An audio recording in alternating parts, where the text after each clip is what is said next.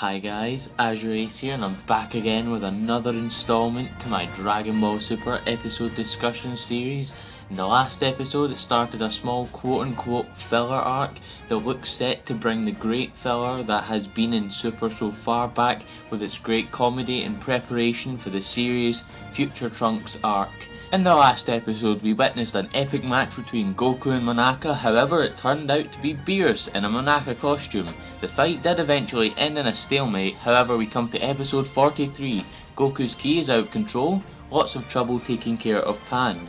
The episode begins in the Sun household with Goku, weirdly enough, not eating and not having an appetite like he normally does. Like, I mean, the community knows if Goku's a monster at doing anything, it's absolutely just eating and eating and eating more and more food. We then kind of get a flashback to what I guess was Goku kind of going grocery shopping, and he's flying around, and then like the title does imply, his ki goes out of control and he finds it difficult to do nearly anything. He can't even fly, he starts plummeting to the ground. He does stop for a moment, and that's that kind of generic comedic thing where the character would fall down and they would stop for a moment and then would fall into the ground, and that's exactly what happens here. Chi-Chi does suggest that since Goku is an alien, that doctors can, deal with him, although that's kind of a bit of an inconsistency, another one, because he did go to regular doctors in a regular hospital before the whole entire Frieza saga took place after the Saiyan saga, so it's a bit of an inconsistency there, but I'm willing to look past it. So Chi-Chi suggests that he goes to Kaio-sama, or King Kai as he's known in the dub, about this. He then uses instant transmission, and where does he end up? He ends up in Vegeta and Bulma's bedroom at Capsule Corporation. Bulma comes out of the shower and finds Goku on her bed. She screams, Vegeta runs in, and Goku, I don't even know if this was intentional, but he absolutely roasts Bulma in the most savage way possible, calling her tits saggy. I laugh my ass off at this. Goku is such a savage, and from this day forth, Goku will be known as the most savage man in Dragon Ball history. Oh, it's so great watching it. Goku then uses instant transmission again to get away from them, and he appears standing on top of Krillin, or Kuririn. I prefer Krillin, because that's what I've always been used to saying, and it's kind of hard saying Kuririn. And yeah, you can hear it now, I can't say it, but Krillin's desk, and Krillin's just working. He's like, why are you here? Why are you on my desk? And then he uses it again, and we finally get the appearance of a rally, and it's a cameo. Kinda disappointing, but whatever, we might see her again, who knows. I think she said Incha, and that's it. And it's like, come on, you gotta give her a bit more of an appearance than that, but I can't. Once I kind of saw this episode in the previews and saw that he was using instant transmission quite a lot, I kind of assumed that, yeah, he's gonna appear in Penguin Village for a split second and see a rally and then go again, and that is exactly what happens here. He does it again and he appears on top of Korin's tower, whereupon he does it again and finally arrives on King Kai's planet. Kai was doing tests and such on Goku, and he tells him that he has something known as delayed ki onset syndrome, and it's basically like his muscle spasms that he had happened to him after the fight with Hito, and it's just basically it's just going to pass with time. And this is where Goku realizes that the reason why he has this delayed ki onset syndrome is because he was recklessly using the Kaioken times 10 with the Super Saiyan Blue form, which we've already seen as a result has a huge toll on his body, but this is now added to it, so I don't know how long it's going to take for him to get over this. King Kai tells him to just kind of take it easy. If he keeps pushing himself as hard as he does, he'll lose his senses, he won't grow stronger, he won't be able to fight anymore. Jesus, this is serious stuff. How are we ever gonna see the Super God Kaioken ever again? Look at how much of a toll it's taken on Goku's body. I don't think he would be able to use it for a very long time. I don't even think the Future Trunks arc is long enough for him to recover from this. unless it's like a year or a few months after the filler that we are into now. But Kai then tells him to just go and spend some time with Pan, go and spend time with your granddaughter. And this does introduce us into the first time we've ever seen Pan in Super, or well, the first time we've ever seriously seen Pan in Super. But Goten is just sleeping on Chi-Chi's lap, and then the house starts shaking, and then Goku just out of nowhere just comes flying right through the house, and he absolutely obliterates it. And he's stating that he's obviously affected by this delayed ki onset syndrome, and that includes his flight, because you need to control your ki underneath you to be able to use flight. And Chi-Chi is not happy, not one bit, and she looks like she is about to smack a bitch. She is about to kill Goku. Like, if there's anyone in Dragon Ball that can kill and beat Goku and Vegeta, it's their wives. We finally get to see we finally get to see Gohan again. Like, Jesus Christ, what has it been? Almost 13 episodes since we last saw Gohan.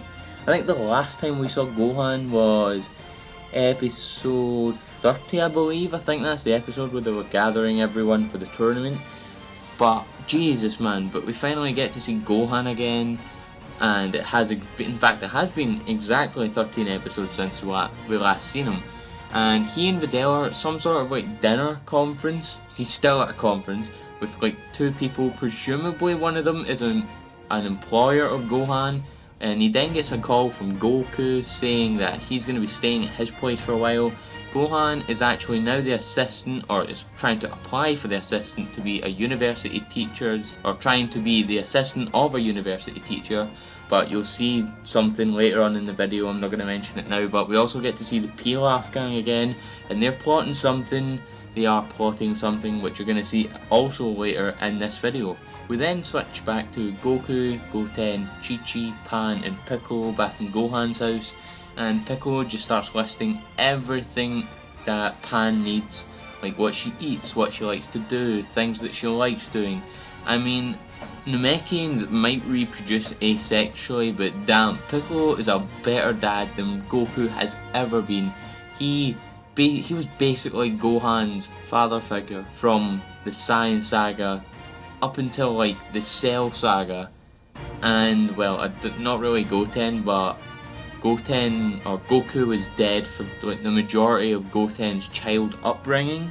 So I mean, come on, Piccolo's a better dad. But Goku starts he holds Pan and he starts kind of flying her around, and as he says this, he may actually be foreshadowing something that is yet to come, as he does say that Pan will transform into a Super Saiyan. A female Super Saiyan is long overdue, like I said in my last episode, but Super has been so horrible with foreshadowing so far. Foreshadowing Gohan will get stronger and train, didn't happen. Foreshadowed Beerus and Goku rematch, last episode doesn't count, and it doesn't look like it's going to happen for a long time. Toriyama has just done really bad with the foreshadowing so far in Super. It's just, I can't get behind the fact that Pan would become a Super Saiyan. He said in the past he doesn't know what female Super Saiyans look like, even though Note, who is a Dragon Ball Heroes exclusive character, can, as I've mentioned previously, can go Super Saiyan, Super Saiyan 2, Super Saiyan 3 and Super Saiyan God. But I mean, I honestly don't see it happening. Pan is a female, and females just sadly don't get Super Saiyan. But you know, we'll see. It's Dragon Ball, you know, anything can happen, anything goes here. But the Pilaf gang are just kind of sitting outside Gohan's house plotting, and they unveil their newest Pilaf machine. However, Pan appears before them, and it is at this moment they realise they have screwed up, as they hear Piccolo and Goku arguing about who watched over Pan and how she is now lost to them, whereupon the Pilaf gang get in the machine and just get out of there. However, Mai stupidly for them brought Pan along with them. She does a crap, you know, as babies do, and Pilaf gets real angry that Pan is just basically pissing around and accidentally breaks apart the Pilaf machine, and it starts going up into space. Whereupon Pan, you know, Pan, that little baby, you know, everyone hates her in GT. She starts powering up. She honestly looks like she has the aura of Mystic Gohan, and she's able to float. You know, she like breaks the Pilaf machine, and that just goes away. And Pan is floating in space. Pan, she must be like 1, I don't know, maybe 1, maybe 2. And she's floating in space, she's breathing in space, and she's able to carry the whole Pilaf gang without any, you know, like any strength at all. And she's a baby! If she doesn't become a Super Saiyan at any point in Super with this seemingly infinite amount of potential, no one should ever become a Super Saiyan again in the series. Kabe should be the last person to ever become a Super Saiyan. But she starts flying around space, eventually flies back down into Earth, and somehow get into Gohan and Videl's house before anyone realizes, and without anyone realizing, which is kind of weird. Because, I mean, who doesn't see a flying baby go into the house while you're all outside looking for it? But anyway, Gohan and Videl return to find Goku, Piccolo, Goten and Chi-Chi back, and they're exhausted, and Pan's sleeping on the sofa or the couch, whatever you call it, in whatever area of the world you're from. And they all just laugh about how Pan won't be able to fly anytime soon, but obviously we saw that. So she can fly. Gohan says that he's also turned down his job to be this university assistant because it means he'll be away from Pan for a long time, as well as Videl. This may possibly be finally signalling the return of Gohan and his return to the front line of Dragon Ball, and just to be the fighter that we've always wanted him to stay as back when he was a badass with Mystic Gohan. We're all missing that side of him. And we're all even missing just him going into Super Saiyan and Super Saiyan 2. Because, I mean, he in Resurrection F, he struggled to go Super Saiyan. That just shows how much he hasn't trained. So hopefully now that he has turned down this job, he will be able to get back into training and will be able to come back to the front line of Dragon Ball with Goku and Vegeta. With the episode ending there. Right, my overall judgment of this episode. Overall, it's a solid episode. I've said it time and time again, if there's one thing that Super does almost perfectly, it is the slice of life, comedic, happy, quote unquote filler. This episode's kinda no different and is one of the best out of the filler and possibly even out of the series as a whole, in my opinion. But it was a very Pan-centric episode, obviously, considering what the title is.